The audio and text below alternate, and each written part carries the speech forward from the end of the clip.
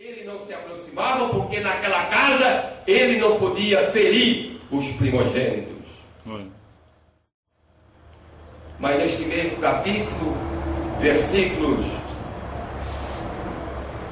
29, 30 e 31 diz assim: e naquela mesma noite, ou nesta noite, o Senhor feriu todos os primogênitos do Egito, desde o primogênito de Faraó que se assentava no seu trono, até o primogênito cativo que estava na enxovia, e todos os primogênitos dos animais. Levantou-se Faraó de noite, ele e todos os seus oficiais, e houve grande clamor na terra do Egito, pois não havia casa em que não houvesse um morto. Então, naquela mesma noite, mandou chamar Moisés e Arão, e disse-lhe: levantai-vos, saí do meio do meu povo,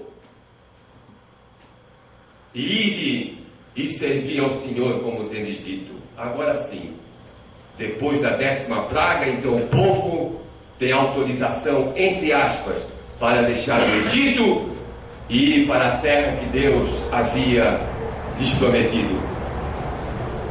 Irmão, não esqueça que nós estamos falando daquilo que o salmista nos pediu, que nós nos lembrássemos das maravilhas que Deus já fez, não só da que fez, mas que está fazendo também, não é verdade? E agora sim o povo está preparado para deixar o Egito, mas algumas dificuldades eles ainda haveriam de encontrar para deixar as terras do Egito. Às vezes há momentos na vida que só tem uma saída, é apelar para o céu, não é verdade? Às vezes o dinheiro acaba, a saúde vai embora, os amigos se retiram, a família também fica meio distante. O jeito é apelar para o céu. Assim estava aquele povo de Israel, cercado pelo deserto, pelo exército de Faraó, e o grande obstáculo, o Mar Vermelho. E agora? Vocês sabem quantas pessoas estavam lá com Moisés? 600.000 a pé, é o que diz a palavra. Era uma multidão. E agora, diz que Moisés começou então a clamar, a pedir a Deus que desse uma saída. Está lá em Êxodo, capítulo 14, ou capítulo 15, começando lá no verso 14, ou do 15 começando em diante até o 22. E Moisés então começou a clamar a Deus, e Deus lhe disse: por que clamas a mim, Moisés? Diz aos filhos de Israel que marche, e tu levanta a tua vara, estende a tua mão sobre o mar e divide-o. Imaginemos, nós que conhecemos aqui o mar, humanamente impossível, né? Aos olhos do homem, o mar aí se abrir. Nós que nascemos lá na nossa querida Gancholândia, terra de Gancho, e que tínhamos como cidade por excelência Tijucas. Não havia comunicação por terra, nossa estrada, nosso caminho, nosso acesso era pelo mar. E às vezes ele estava encapelado, navio. O senhor já foi marinheiro também, né? Ah, não? Eu já fui marinheiro, já fui náufrago 2 vezes, conheço bem o mar.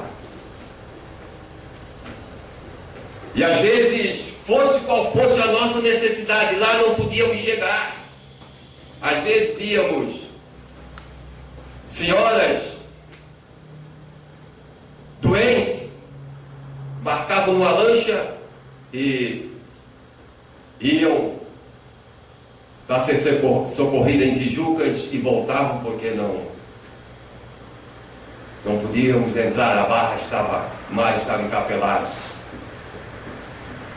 Daí uma ocasião apareceu, e alguns pregadores lá em casa iam para o Tijucas.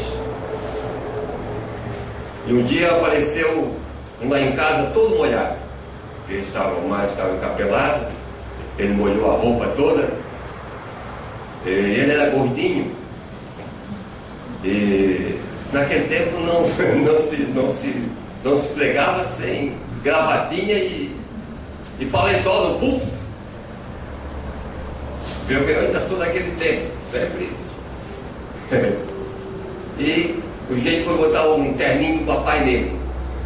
O papai era magrinho, era gordinho. Quando eu vi, disse: vai parar a circulação do sangue. Então apertado que ficou. Veio pelo mar. Muitos iam pelo mar. Nós nos lembramos disso. Pois bem, meus prezados irmãos, nós que conhecemos o mar, nós que nascemos aqui na beira da praia, não é verdade? Deus mandar alguém abrir o mar. Foi assim que Moisés recebeu a ordem. Porque clamas a mim, Moisés, diz aos filhos de Israel que marche, tu levanta a tua vara, estende a tua mão sobre o mar e divide-o, para que os filhos de Israel passem pelo meio do mar em seco. E eu endurecerei o coração dos egípcios, para que vos sigam, entre nele. E eu serei glorificado em Faraó, em todo o seu exército, nos seus cavalos e nos seus cavalarianos. E os egípcios saberão que eu sou o Senhor, quando for glorificado em Faraó, em todo o seu exército, nos seus carros e nos seus cavalarianos. E diz que um anjo de Deus, que ia diante do exército de Israel, se retirou e se pôs atrás deles. Também a coluna de nuvem, que ia diante deles, se retirou e se pôs atrás deles. Ia entre o campo dos egípcios e o campo de Israel. E a nuvem, pastor, era escuridade para aqueles, mas para estes esclarecia a noite, de maneira que em toda a noite estes e aqueles não puderam aproximar-se. E Moisés então estendeu a mão sobre o mar. E o Senhor, por um forte vento oriental que soprou toda aquela noite, fez retirar-se o mar, que se tornou terra seca, as águas foram divididas, e os filhos de Israel passaram pelo meio do mar em seco, e as águas se tornaram qual muro à sua direita e à sua esquerda. E Isaías, profeta Isaías 51:10, num tom de admiração, ele pergunta: e não foste tu aquele que secou o mar, as águas do grande abismo, o que fez um caminho no fundo do mar, para que passasse os remidos? Ele fez um caminho no fundo do mar.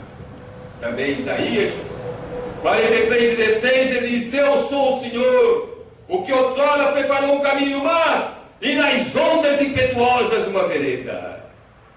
No mar da Galileia, quando Jesus acalmou a tempestade, os discípulos, perplexos e admirados, perguntaram: quem é este que até o mar e o vento lhe obedece? Este é o nosso Deus. É o Deus que abriu o mar vermelho. É o Deus que o salmista pediu que nós nos lembrássemos sempre das maravilhas que fez. Porque às vezes nós nos esquecemos. Nós temos memória curta.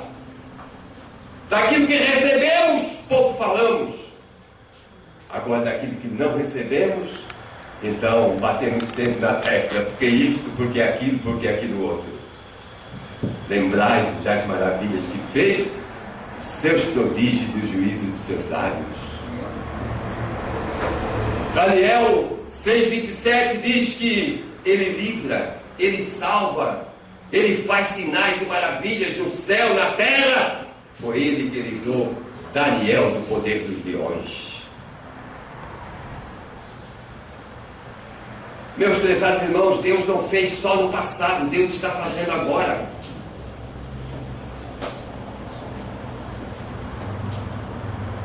José Carlos Gregório já frequentou as manchetes de jornais como bandido de grosso calibre.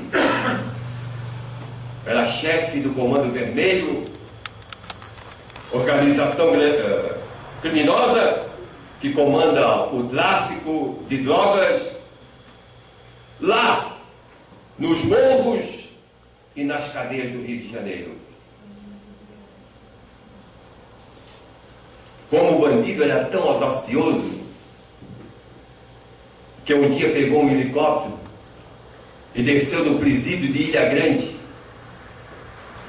e foi lá e resgatou um dos seus comparsas chamado Escadinha.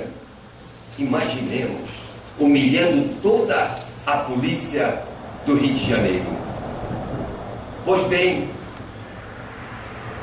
um dia comprando a minha Veja, lá estava na capa da revista um homem ajoelhado. E esta frase: Jesus me salvou, sendo eu mesmo um bandido.